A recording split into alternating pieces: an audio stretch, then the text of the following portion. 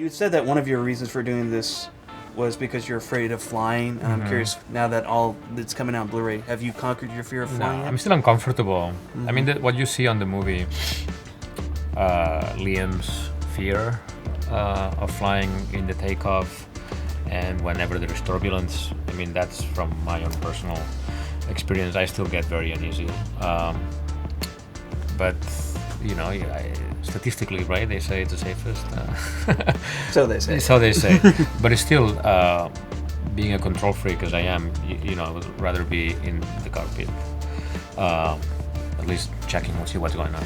Yeah. You know. But, no, I mean, I think that this experience in talking to pilots and talking to people from, you know, that take care of the safety, whatever, makes you feel that you're in good hands for sure.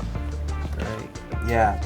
Been a lot of movies over the years. They take places on planes, be it Air Force One or, you know, Flight Plan. I mean, were you looking to avoid certain cliches that are inherent in those airplane movies, or did you want to play on them with this one?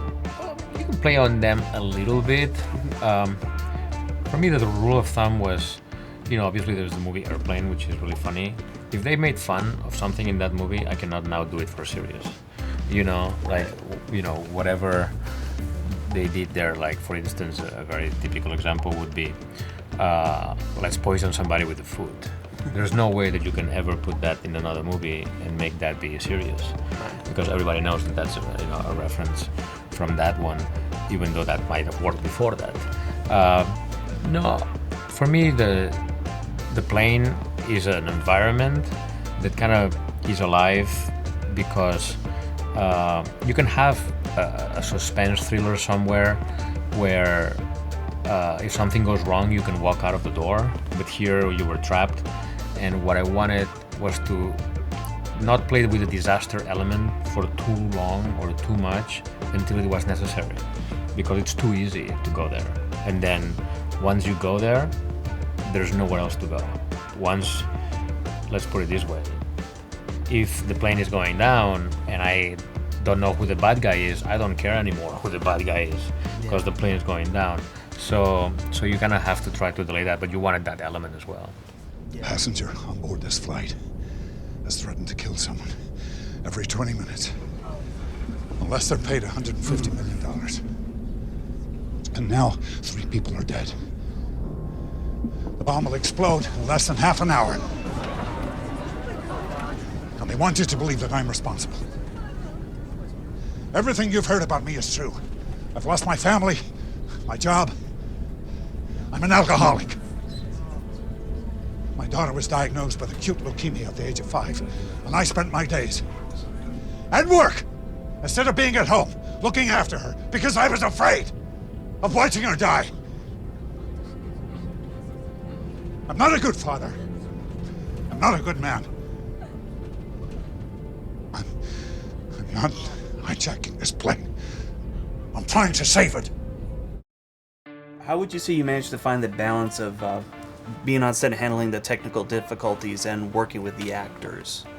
I mean, I think that this is such a very, it has a very strong point of view, this movie, which is Liam Neeson's character. You know, we know exactly what he knows, what he sees, we see. He's in every scene of the movie.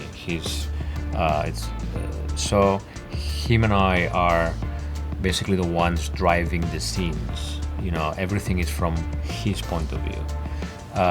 So what was hard for the actors was the fact that, you know, for instance, you know, Corey Stoll had to board that plane on day 1, sit there for 3 weeks without anything to do or anything to say, and then kind of come back and have this great scene with Liam, then maybe go back to his seat for another 2 weeks. And then, so for them, it was, I think, very challenging, the technical ability of always being ready and being on character for those moments, when the rest of the time you're just an extra. For me, I mean, I knew the movie so well, and because I have Liam as my anchor, it was very easy to direct in that sense. That's good. You know. Yeah, I imagine it's you almost don't need to direct someone like him. No, you don't. No, but you help the other people get to that level. You know, it's like, you know, Liam and I are always together. We're, you know, doing, you know, this one scene after another, and it's getting the other people that are now getting activated. to remind them, hey, this is where we are in the movie. I know you've had 2 weeks in the seat. Now gonna come back to life, you know? Yeah, exactly.